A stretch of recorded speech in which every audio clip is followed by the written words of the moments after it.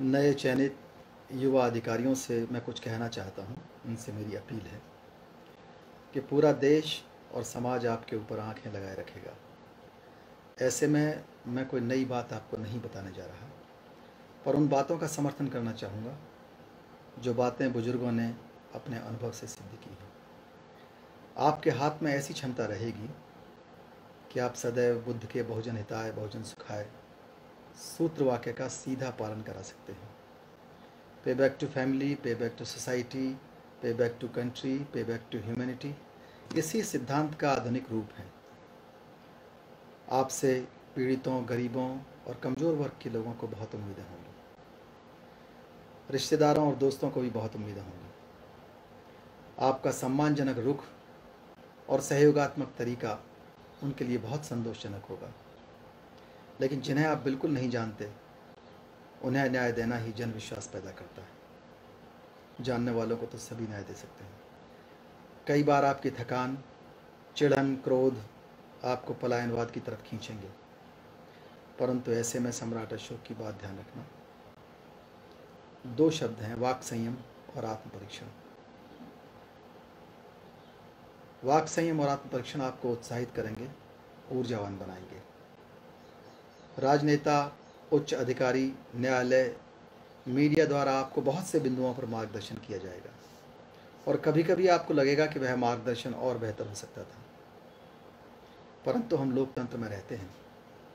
आपको बाबा साहब के बनाए संविधान की रक्षा करते हुए नैतिक मूल्यों को बचाकर डिसेंट का सम्मान करना होगा, असहमति का सम्मान करना होगा। उचित आदेशों का पालन करना ही होगा, क्योंकि लोकतांत्रिक जिम्मेदारियों का भार उन पर भी है, अकेले आप पर ही नहीं है। उनसे मेरा मतलब राजनेता भी है, उनसे मेरा मतलब न्यायालय भी है, मीडिया भी है और हर नागरिक से भी है। उनकी भी कहीं ना कहीं कुछ ना कुछ जिम्मेदारी है। इसलिए क्लैश की आवश्यकता नहीं है, कहीं ना कहीं विजडम अप्लाई करके हल निकलेगा। बड़ी बड़ी जिम्मेदारियों के बीच ऐसा भी लगेगा कि आपको अपने लिए, परिवार के लिए और अपने प्रोफेशन के लिए समय नहीं मिल पा रहा। ऐसे में अपनी टीम में काम बांटिए। शक्ति के विकेंद्रीकरण में विश्वास आपकी टीम भावना को बढ़ाएगा और आपको अपने प्रोफेशन के लिए, परिवार के लिए, समाज के लिए पर्याप्त समय मिल पाएगा। आपको समय की कमी नहीं खलेगी। हम जब भी कोई काम टालते हैं, टाले गए कार्य हम पर कई गुना होकर भार बनकर आते हैं। आप शिक्षित हैं, नई नई विश्व स्तरीय शिक्षा आज आप सदैव प्राप्त कर सकते हैं। नए गैजेट्स आते हैं, उनका चाहे आईपैड हो, चाहे मोबाइल फ़ोन हो, चाहे स्मार्टफोन हो, उनका सहयोग प्राप्त करके आप टाइम मैनेजमेंट कर सकते हैं। और शिक्षित होने का मतलब यही है ताकि आप अपने काम को, अपने समय को ठीक से बांट सकें, इस चुनौती को आप सबसे पहले पूरा कर सकें। इसी दिन के लिए माता सावित्रीबाई फुले ने आपको शिक्षित किया, ज्योतिबा फुले ने आपको शिक्षित किया।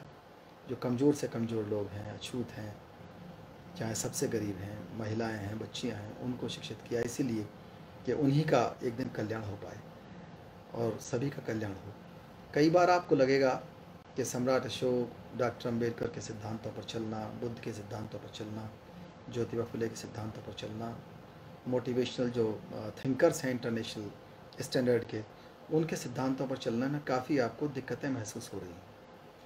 और इसके लिए हो सकता है आपके रिश्तेदार हंसी उड़ाएं, और इसके लिए दोस्त हो सकता है कुछ उनमें से हंसी उड़ाएंगे आपकी और आपसे दूर भागेंगे और कहेंगे कि हाँ, आप तो निश्चित रूप से किसी मिशन के आदमी हैं, आप जनता के बीच ज़्यादा लोकप्रिय होना चाहते हैं, आप नेतागिरी कर रहे हैं। लेकिन जो रास्ता है जनता के कल्याण का, सम्राट अशोक का रास्ता, संविधान का रास्ता, डॉक्टर अम्बेडकर का बताया रास्ता, ज्योतिबा फुले का बताया रास्ता, और निश्चित रूप से महामानव कबीर की बात याद आती है कि ये आसान काम नहीं है, इसमें शीश उतारना पड़ता है। और इसका ऐसा नहीं है कि इसमें आपको संतोष की प्राप्ति ना होती है, संतोष की प्राप्ति होगी। इस पर चलकर सज़ा पाने में भी आपको आनंद का एहसास आएगा। कई बार लगेगा कि आपको हटा दिया गया, ट्रांसफ़र हो गया, पोस्टिंग हो गया, अच्छी जगह ख़राब जगह, आप अपने आप परिभाषित करते रहते हैं, लेकिन ऐसा नहीं है। अगर आप कर्तव्य परायणता के रास्ते पर चलते हैं तो आपको अच्छा लगेगा। इसी से भारत मजबूत होगा, भारतीय समाज मजबूत होगा, परिपक्व होगा। सभ्य सत्ता सुखी होंतु और लोकानुकंपाए का दर्शन क्रियान्वित होगा।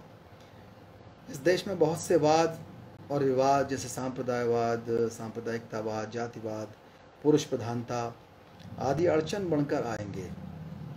शक्ति से अहंकार का नहीं, जो आपको पावर मिली है वो आपकी व्यक्तिगत नहीं है, इससे आपको अहंकार नहीं करना। कल्याण और सेवा का भाव आना चाहिए, पब्लिक वेलफेयर का और सर्विस का भाव आना चाहिए। सम्राट अशोक, अकबर, लॉर्ड रिपन, शाहू जी महाराज, राजा राम मोहन राय, उन सब की यही भावना थी, इसीलिए भारत का निर्माण किया गया।